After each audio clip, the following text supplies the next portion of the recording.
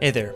Right now, I'm working as a solo indie game developer. I only say right now because, quite honestly, I feel like an imposter almost every single day. Even though I'm releasing my game Chess Survivors this November, making me, by definition, an indie developer. But this isn't exactly a new feeling for me. I felt like an imposter back when I was a senior software engineer or when I've been doing my own home improvement projects, and I'm even feeling it right now as I'm making this very YouTube video you're currently watching. But somehow, this feeling seems to have only been amplified while I've been making my game Chess Survivors. This feeling is known as imposter syndrome, which can be immensely challenging to manage, and for me, has been one of the leading reasons my games have been shelved, where they realistically just go to die. Rest in peace, you beautiful indie hits that will never be. Over the past 5 months, I've been working as a solo indie developer on my first commercial project, Chess Survivors. It blows my mind to have a Steam page, be participating in the Steam Next Fest, and to even have had a few YouTube channels create Let's Plays of the demo. You would think I could look at that growing list of small but meaningful accomplishments and feel like a real game developer. But honestly, that hasn't helped. For me, this is an internal struggle, and so external things aren't gonna fix the problems inside. I set out to make this video for you, wanting to come up with a nice, clean list of 3 things you could do to manage your imposter syndrome. But I'm no psychologist or a therapist. In fact, I'm barely a game dev. And frankly, any sort of list would just be bullshit and could actually hurt people. So instead, I'll share with you the one thing that has helped me the most.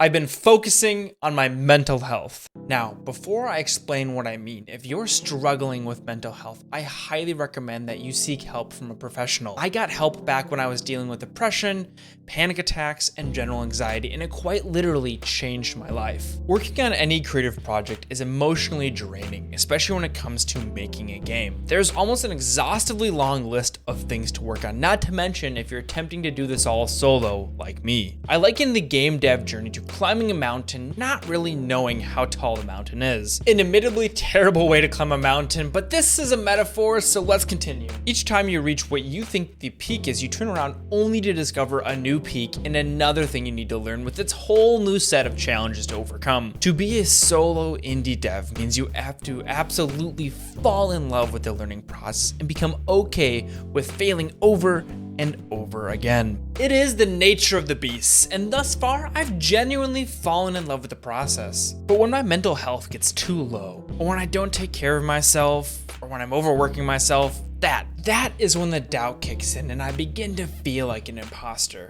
I start feeling like my game is terrible, like I'm incapable of making any meaningful progress, and frankly, like I'm wasting my time. So I've learned to listen to those thoughts and feelings, not because they have any merit, but because they're a giant flashing warning sign. And that warning sign is telling me to reprioritize my time and focus on my mental health because it's starting to slip. Everyone's gonna have to manage their own mental health specifically to them. It's gonna be easier for some and dramatically harder for others.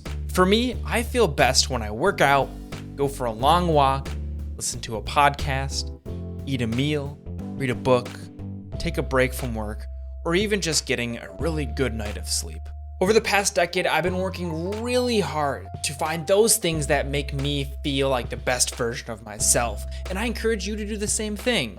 Focusing on protecting yourself and managing your mental health will enable you to make small, meaningful progress over a long period of time, and I guarantee you'll be able to move mountains and reach your goals. There's no magic spell to just simply get rid of imposter syndrome, but I've found focusing on my mental health has been the one thing that's quieted that voice telling me that I, too, am an imposter.